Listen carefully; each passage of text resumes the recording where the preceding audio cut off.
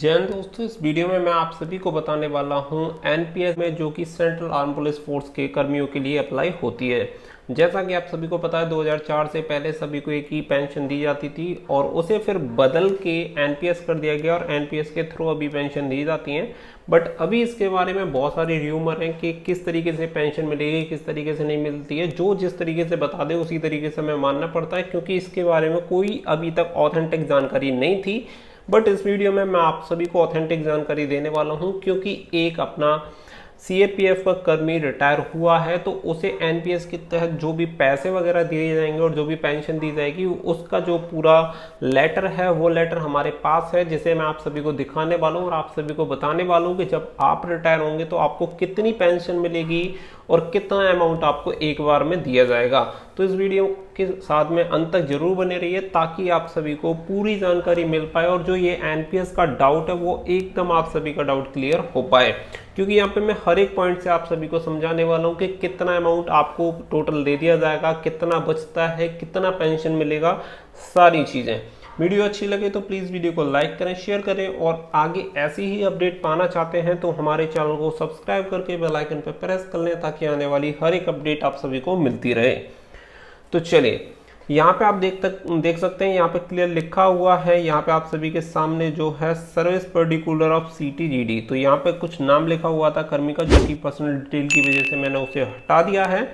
आगे देखेंगे नंबर 1 पे यहाँ पे नंबर था तो उस नंबर को हटा दिया। नंबर 2 पे आप सभी के सामने आता है रैंक। तो रैंक जो है इनकी कांस्टेबल जीडी है, यानी जीडी जनरल ड्यूटी में कांस्टेबल है। यहाँ पे उसके बाद नाम मैंने हटा दिया नंबर 3 पे और यहाँ पे देखेंगे डेट ऑफ एनरोलमेंट यहाँ पे दी गई है। तो डेट ऑफ एनरोलमेंट यहाँ पे देख लेते हैं, 12/12/2005 को इन्होंने ज्वाइन किया था। उसके बाद अगर माने date of reporting to this unit, तो यूनिट को जो रिपोर्ट किया 22/12/2006 को, ठीक है। तो 22/12/2006 से हम इनकी ज्वाइनिंग मान सकते हैं या 12/12/2005 से मानेंगे, जब से इनकी ट्रेनिंग स्टार्ट हुई है तब से, क्योंकि यहाँ पे ट्रेनिंग हुई होगी इनकी, इसी वजह से इससे माना है क्योंकि यूनिट में आके इन्होंने दोबारा से रिपोर्ट किया होगा। तो कंप्लीट यहाँ पे अगर बात की जाए तो इनकी जो जॉब है वो 30/4/2021 को जो इनकी जॉब मानी गई वो 15 साल 4 महीने 19 दिन की इनकी जॉब कंप्लीट हुई। यानी इन्होंने पैरामिलिट्री फोर्सेज या सेंट्रल आर्म पुलिस फोर्स जो भी आप कहें, सीएपीएफ, इसमें जो जॉब की वो 15 साल 4 महीने 19 दिन टोटल इन्होंने अपनी यहाँ पे सेवाएं दी। इसके बाद इन्होंने रिटायरमेंट ले लिया 30/4/2021 को। मैं आप सभी को एक चीज़ क्लियर कर देना चाहूँगा कि ये जो अभी मैं आपको दिखा रहा हूँ ये बीएसएफ का दिखा रहा हूँ, और बीएसएफ आप सभी को पता है सेंट्रल आर्म पुलिस फोर्स के अंदर ही आता है, तो आप सभी को उससे आइडिया हो जाएगा। अब यहाँ पे देखेंगे आप सभी को नंबर 6 पे मिलेगा आपकी बेसिक पे। तो इनकी जो बेसिक पे है वो बनती है 36,400। उसके बाद सेकंड आ जाता है बेसिक पेंशन। तो बेसिक पेंशन आप देखेंगे यहाँ पे 36,400 का सीधा आधा किया हुआ है, यानी अगर जितनी आपकी बेसिक पे है जब आप रिटायर जाते हैं तो उसका आधी आपकी पेंशन बनेगी। यानी मान के चलिए जब आप रिटायर हो रहे हैं आपकी बेसिक अगर सैलरी 50,000 है तो उसका हाफ कर देंगे, तो जितना 25,000 बनता है वही आपकी पेंशन रहेगी। उसमें कुछ और चीज़ें भी ऐड होंगी जो कि मैं आप सभी को आगे बताने वाला हूँ। तो इनकी जो बेसिक पे थी उसका आधा करके इनकी बेसिक पेंशन बनाई गई। उसके बाद जो नंबर आता है वो आता है डीए का। तो डी आप सभी को पता है कि अभी तक 17% था, अभी बात की जा रही है कि 11% बढ़ा के 28% हो जाएगा। तो ये सब वेरी करता है, ये सब घटता बढ़ता रहता है, जो भी बढ़ेगा उसके अकॉर्डिंग आपकी जो पेंशन होगी वो इंक्रीज हो जाएगी। तो 18,200 का जब 17% निकालेंगे तो 3,094 रुपये आपके डीए के बनते हैं, जो कि आपकी पेंशन में इंक्लूड हो जाएंगे। आगे का जो आएगा वो आएगा एफएमए, यानी यहाँ पे फिक्स मेडिकल अलाउंस आपको दिया जाएगा जो कि 1,000 रुपये रहेगा। तो टोटल मिला के इन तीनों को जब आप जोड़ेंगे तो आपकी जो टोटल पेंशन बनेगी वो बनेगी 22,294 रुपये आपकी पेंशन यहाँ पे हो जाती है। तो ये तो मैटर हो गया आपकी पेंशन का कि किस तरीके से आपकी पेंशन रहेगी। जितनी आपकी बेसिक पे रहेगी उसका हाफ, और उसमें जो डीए बन रहा होगा, अभी जैसे अभी कोई रिटायर होगा तो उसे 28% डीए दिया जाएगा, तो जो भी बेसिक पे का आधा होगा उसका 28% और ऐड करके उसे जो फिक्स मेडिकल अलाउंस होगा वो ऐड कर दिया जाएगा, तो उसकी टोटल पेंशन यहाँ पे बन जाएगी। ये सेंट्रल आर्म पुलिस फोर्सेस सभी के लिए अप्लाई रहेगा, केवल बीएसएफ नहीं, जितनी बार सेंट्रल आर्म पुलिस फोर्सेस हैं उन सभी के लिए। तो टोटल पेंशन हो गई उसके बाद आती है ग्रेजुएटी। तो ग्रेजुएटी का आप सभी को पता है एक तरह से उपहार के तौर पे ये दिया जाता है। जब भी कोई रिटायरमेंट लेता है या किसी को रिटायरमेंट दिया जाता है तो ये उपहार के तौर पे दिया जाता है। तो यहाँ पे आप देख सकते हैं कि यहाँ पे 36,400 इनकी बेसिक पे थी, तो 36,400 को ऐड किया गया और 6188 आपका हो जाएगा।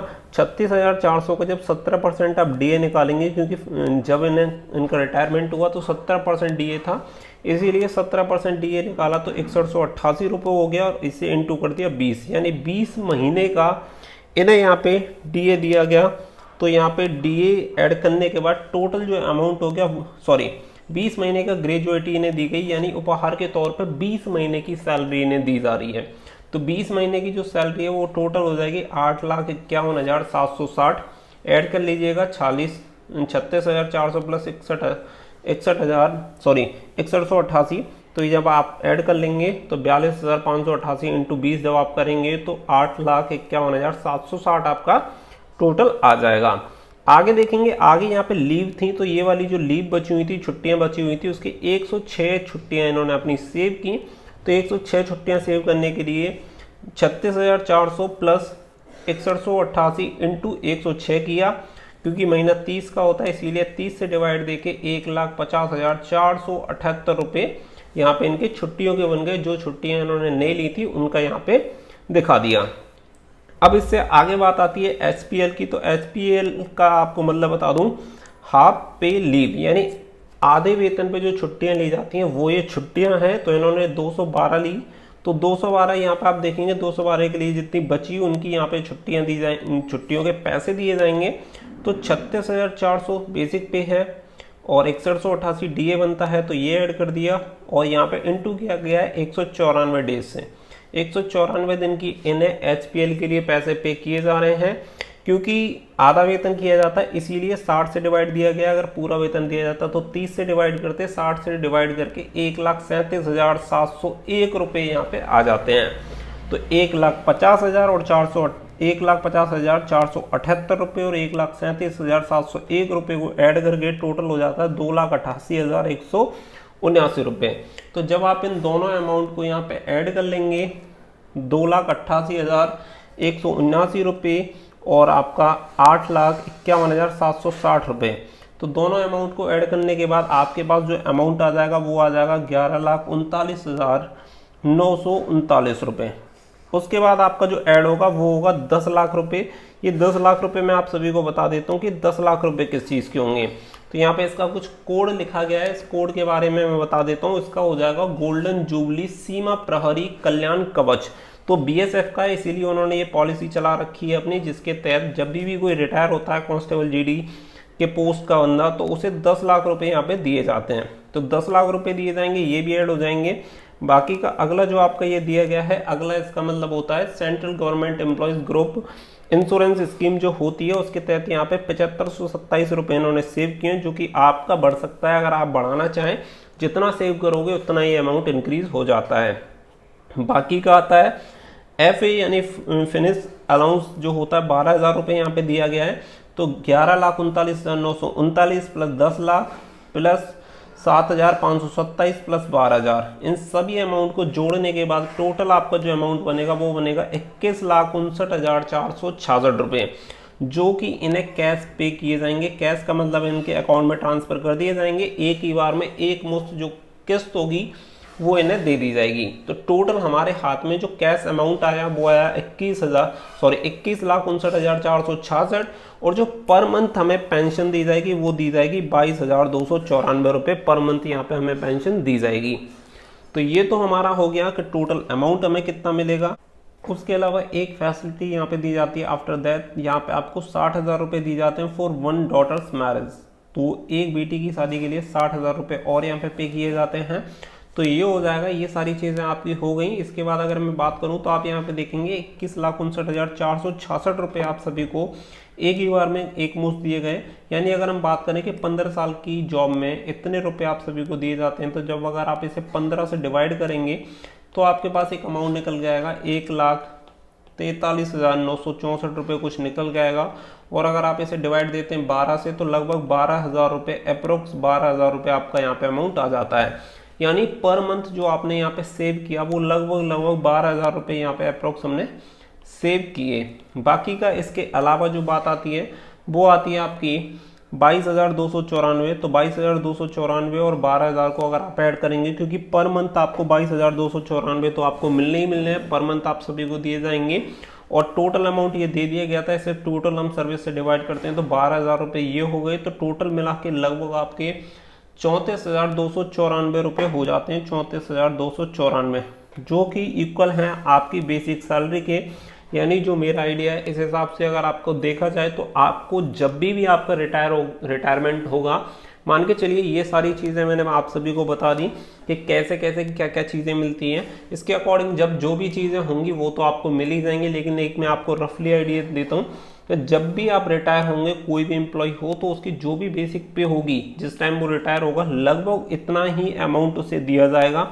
उसमें से लगभग 33% जो अमाउंट होगा वो आपको एक ही बार में कैश दे दिया जाएगा। टोटल अमाउंट जो भी आपका रहेगा उसका लगभग 33% आपको हाथ में दे दिया जाएगा। बाकी का जो 66% अमाउंट जो आप सभी का बचेगा, उस अमाउंट को आपको हमेशा पेंशन में दिया जाएगा। आप 10 साल, 15 साल, 20 साल, जो जितने साल जिंदा रहेगा उतने साल पेंशन लेगा। तो सीधा सा फंडा जितना है, जितना मैं एक्सप्लेन कर सकता था, जितनी मेरी नॉलेज थी, वो मैंने आप सभी को बताने की कोशिश की है।